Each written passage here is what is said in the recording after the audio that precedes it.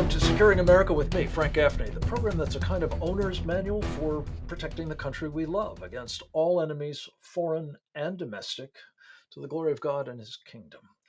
A man that I have come to admire greatly for his work in protecting the country we love over decades, experience both in the United States Army as well as an undercover operative for the Central Intelligence Agency, as a candidate for Congress, as a serious champion of free speech, notably on a platform called andmagazine.com, now available via Substack, is our first guest, one of our regulars here, I'm proud to say, Charles Sam Faddis.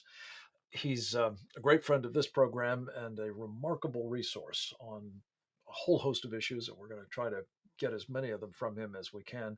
Sam, I want in particular to thank you for a piece that you've just published entitled, "They Don't Want to Just Kill Babies. They Want to Kill the Republic." Talk a little bit about who they is in this case and the evidence that you have of that ambition that is now seemingly focused most immediately on the Supreme Court of the United States.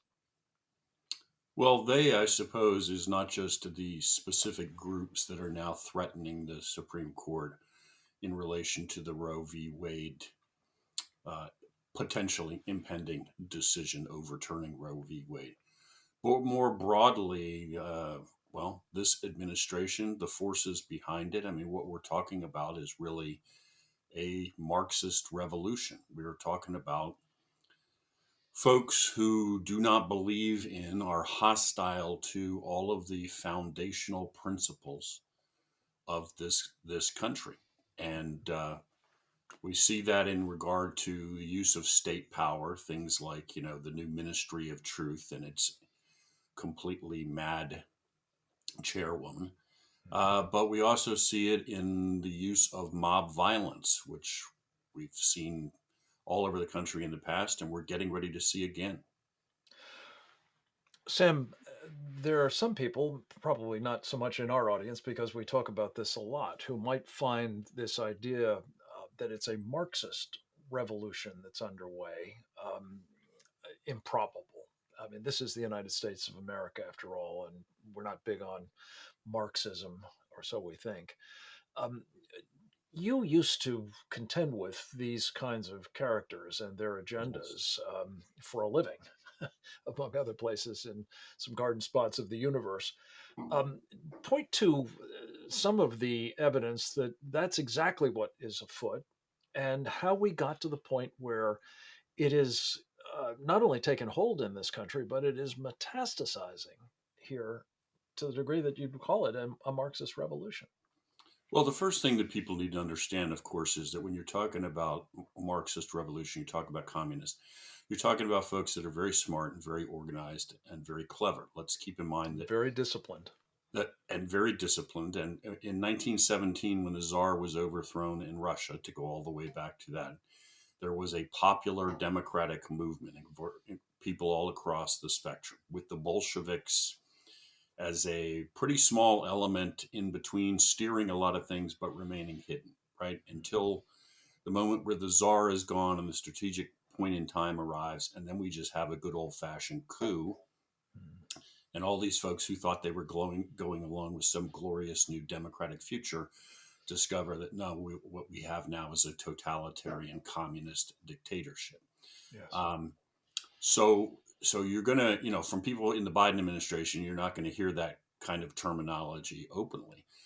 But if you look at their agenda, you can see clearly what the pillars are. And also, if you look at the mass movement in the street and actually focus on it and see the signs, the banners, and so forth, even though most of the mainstream media tries not to cover it, you will in fact see there in broad daylight a whole litany of old school communist organizations. And if you go a couple of layers behind the curtain, you'll find those organizations behind everybody that's out there in the street. Yeah. Same folks that have been trying to tear this place down for decades who are now getting their chance. Yeah, and talk a bit about the movement in the streets, Sam. I mentioned, I think, the Supreme Court having had its well, traditions as well as its security breached with the revelation of a draft opinion on Roe versus Wade.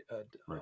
We've got, now people laying siege to the Supreme Court, chain link fence being set up to protect it, and the beginning of what seems to be, well, by some accounts, a color revolution now emerging yet again, not unlike perhaps what we saw 2 years ago with the so called Summer of Love. Right. Is that what you're referring to in what's going on in the streets? And do you anticipate it's going to go in that direction, including with threats to the court or its members specifically? Right. Well, again, these folks are very clever, right? And so there's always this appearance that's supposed to be there that anytime you see violence, it's some sort of spontaneous uprising. It's just Mm. aggrieved citizens. That is not at all what you're seeing. It's not what we've seen in the past. It is all very organized. It's extremely well funded. Groups like Black Lives Matter got $100 million just from Ford Foundation.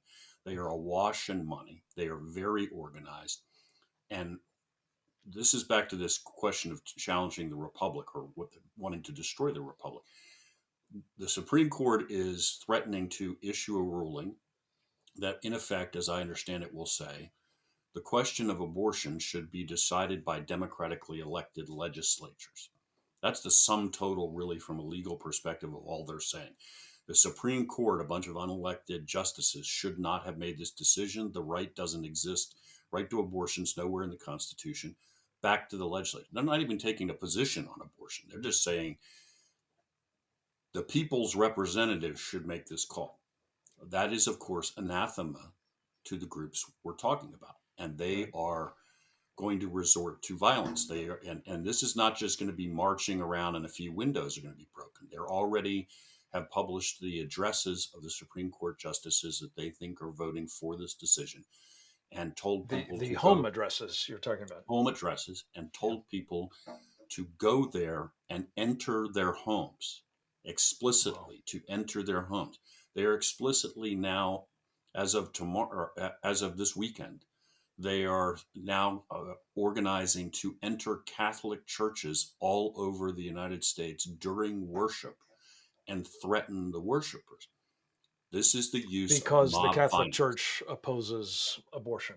because the Catholic Church opposes abortion, and therefore they are going to come into the middle of your services and threaten it. Not theory, this is explicitly all over the internet.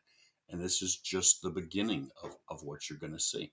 Yeah, and mob violence is not too strong a word for it, as we saw, despite efforts on the part of the media to obscure this 2 years ago. As I said, Right, at that moment when Black Lives Matter was, among other things, joining forces with Antifa and shaking down foundations and corporations and right. others for the sorts of resources that you're saying, Sam Faddis, are now going to be available for the next phase. And the term color revolution, Sam, is one that I'd like to have you help me tease out on the other side of a very short break, because I think we need to really have our head around how this works in a democratic society like ours in particular.